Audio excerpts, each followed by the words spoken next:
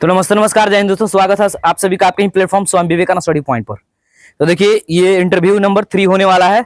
Interview number 1 आपने देख लिया है, 2 भी देख लिया है। अगर नहीं देखा हो तो लिंक डिस्क्रिप्शन बॉक्स में मिल जाएगा, देख सकते हैं। तो चलिए सबसे पहला प्रश्न रहेगा कि किरण पुंज किसे कहते हैं। यदि किसी को पता है तो बता सकते हैं किरण पुंज किसे कहते हैं। अब बताइए। बताइए। प्रकाश की किरणों के समूह को किरण पुंज कहते हैं। Very good. प्रकाश की किरणों के समूह को क्या कहते हैं? किरण पुंज कहते हैं। अब नेक्स्ट क्वेश्चन रहेगा जो किरण पुंज होते हैं, किरण पुंज के कितने प्रकार होते हैं बताइए इनसे। देखिए पूछिए। इन प्रकार नाम बताइए। अपसारी किरण पुंज, समांतर किरण पुंज और अभिसारी किरण। अपसारी, अभिसारी और समांतर। ठीक है। दर्पण सूत्र क्या होता है, कोई बताएंगे? लेके जाइए, पूछिए। 1/v + 1/u = 1/f। अच्छा, अब कोई बताएंगे कि भी क्या होता है, भी क्या होता है, यू क्या होता है, एफ क्या होता है? पूछिए। v प्रतिबिंब होता है, u वस्तु होता है और f फोकस दूरी होती है। और कुछ बताएंगे? और कुछ बताना चाहते हैं? थोड़ा सा फॉल्ट किया, फोकस दूरी तो है, समझ आ रही है, बस ये बता रही है। पूछिए। v प्रतिबिंब दूरी, Very u good. वस्तु दूरी और f फोकस दूरी। ठीक है, आपने बस एक फॉल्ट कर दिया, दूरी छोड़ दिया था आपने। ठीक है, अब आप हमें बताएंगे कि प्रकाश का परावर्तन किसे कहते हैं। प्रकाश का परावर्तन क्या होता है, कोई बताना चाहते हैं? बता सकते हैं। जब प्रकाश किरण एक माध्यम से निकलकर दूसरे माध्यम में जाते हैं तो दूसरे माध्यम से निकलकर जब प्रकाश किरण एक माध्यम से निकलकर दूसरे माध्यम जाते हैं तो दूसरे माध्यम से टकराकर पुनः वापस लौटने की इस घटना को प्रकाश का परावर्तन कहते हैं। जब प्रकाश की किरण एक माध्यम से निकलकर दूसरे माध्यम में जाती है तो दूसरे माध्यम से टकराकर पुनः वापस लौट आती है तो लौटने की इस घटना को क्या कहते हैं? प्रकाश का परावर्तन कहते हैं। प्रकाश के परावर्तन के कितने नियम होते हैं, अगर कोई बताना चाहते हैं तो बता सकते हैं। 2 होते हैं। पूछिए। 2 होते हैं, बताइए। 2। पहला, ठीक है, बोलो। आपतित किरण, परावर्तित किरण और आपतन बिंदु। ठीक है, खींचेगा अभिलंब, तीनों एक ही तल में स्थित एक ही तल में होते हैं। ठीक है।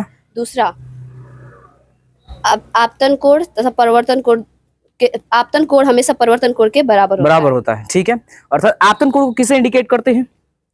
आपतन कोण को आई से, ठीक है, परिवर्तन कोण को आर से। ठीक है, अर्थात एंगल आई, कोण आई बराबर आर कह सकते हैं। कंफर्म हो? Yes sir. अब एक नॉर्मल क्वेश्चन कि प्रकाश की किरण आरेख किसे कहते हैं, या प्रकाश की दिशा क्या होती है? प्रकाश की दिशा मिलता है मूल बिंदु। मूल बिंदु पर जो प्रकाश की किरणें होती है वो कैसी, मूल बिंदु जो होता है, मूल बिंदु किसे कहते हैं? मूल बिंदु, अगर मान के चलिए कि जहां पे आप खड़े हैं वो उसको हम मूल बिंदु मान लें, तो मूल बिंदु से ऊपर की जो दूरी होती है वो कैसी होती है? धनात्मक होती है। धनात्मक होता है। मूल बिंदु से नीचे की ओर की दूरी कैसी होती है? ऋणात्मक होती है। और मूल बिंदु से दाहिनी तरफ की दूरी कैसी होती है? धनात्मक। कैसी? धनात्मक होती है। और मूल बिंदु से बाईं ओर की दूरी कैसी होती है? ऋणात्मक। अगर मान के चलिए कि किसी फिजिक्स में अगर हम पीसी कहीं देख लेते हैं तो पीसी का मतलब क्या समझेंगे भाई? प्रधान अक्ष या मुख्य अक्ष। क्या समझेंगे? प्रधान अक्ष या मुख्य अक्ष। प्रधान अक्ष या मुख्य अक्ष समझेंगे। और साथ साथ और जानकारी रख रहे हैं, अगर ओ है कहीं पर तब वो तो प्रकाश, वो तो अच्छा ये बताइए कि प्रकाश का परावर्तन का संबंध किससे होता है? गोलीय दर्पण से होता है। तो दर्पण किसे कहते हैं, कोई ये बताइए? गोलीय दर्पण किसे कहते हैं? देखो रिमझिम बता रही है, पूछे। वैसे दर्पण जिसका परावर्तक सतह किसी खोखले गोले का भाग होता है उसे गोलीय दर्पण कहते हैं। ठीक है। गोलीय दर्पण कितने प्रकार का होता है? कितने प्रकार का? 2 प्रकार का। नाम बताएंगे कोई? छाया बता रही है, पूछिए उनसे। अवतल दर्पण, उत्तल दर्पण।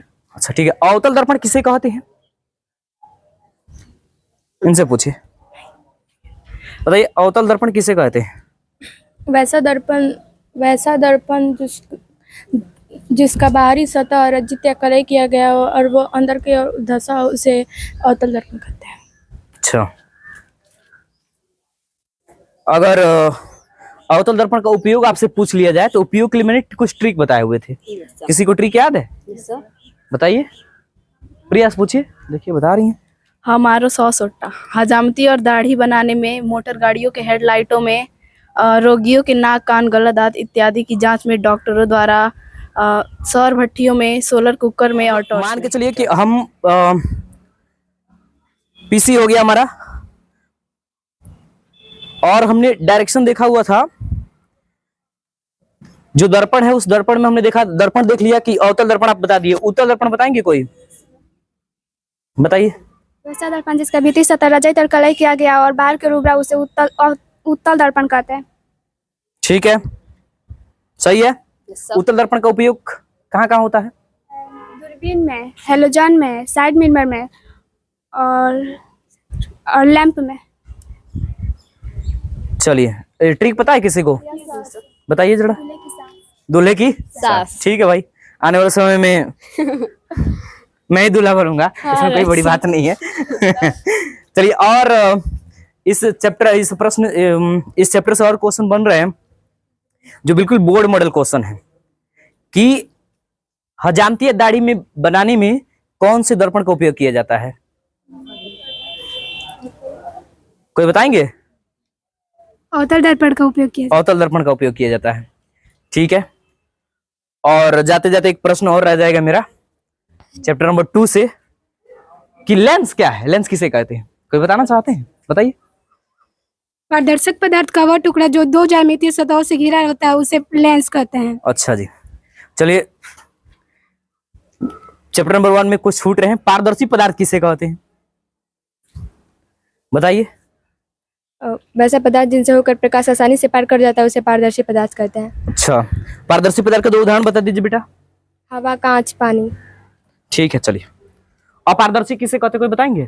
अपारदर्शी तो नॉर्मल हो गया, पारदर्शी का उल्टा हो तो अपारदर्शी, पारदर्शी का अपोजिट हो जाएगा तो अपारदर्शी हो जाएगा। लेकिन बताइए पारभासी किसे कहते हैं? बताइए। देखिए पीछे को याद हो रहा है, पूछिए। वैसे पदार्थ जो उन पर पड़ने वाली प्रकाश को एक छोटे से भाग को अपने से होकर जाने देती है उन्हें पारभासी पदार्थ कहते हैं। पारभासी पदार्थ का एक उदाहरण बता बेटा तू। कोई बताएंगे? पूछिए। घिसा हुआ कांच, तेल लगा कागज। Good good, very good. और जितने भी लोग ये वीडियो देख रहे हैं, वीडियो कैसी लग रही है?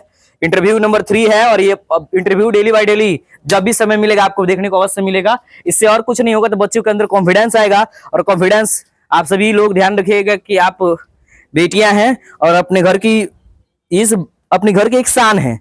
तो हमारी यह सौभाग्य, हम सभी लोग मिडिल क्लास फैमिली से बिलोंग करते हैं, तो हमारा यह दायित्व बनता है कि हम गरीब घर में जन्म लिए हैं तो ये हमारी गलती नहीं है, लेकिन गरीब ही रह के मर गए थे हमारी सबसे बड़ी गलती है। और हमारे पेरेंट्स हमारे ऊपर बहुत ही विश्वास करते हैं जिसको वजह से हमें स्टडी कराते हैं, और हमारे माँ बाप ने हमें जन्म दिया है तो उनके यह ध्यान रखना है हमेशा कि कोई ऐसा कर्म नहीं करेंगे जिसकी वजह से आपके माँ बाप की इज्जत के ऊपर धब्बा लगाए, कोई उंगली ना उठाए। इस बात का ध्यान अवश्य रखें। यदि आप अपने माँ बाप की इज्जत को बढ़ा नहीं सकते हैं तो घटाने का भी अधिकार आपको नहीं है। Thank you so much. जय हिंद। थैंक यू सर हमारे लिए इतना करने के लिए।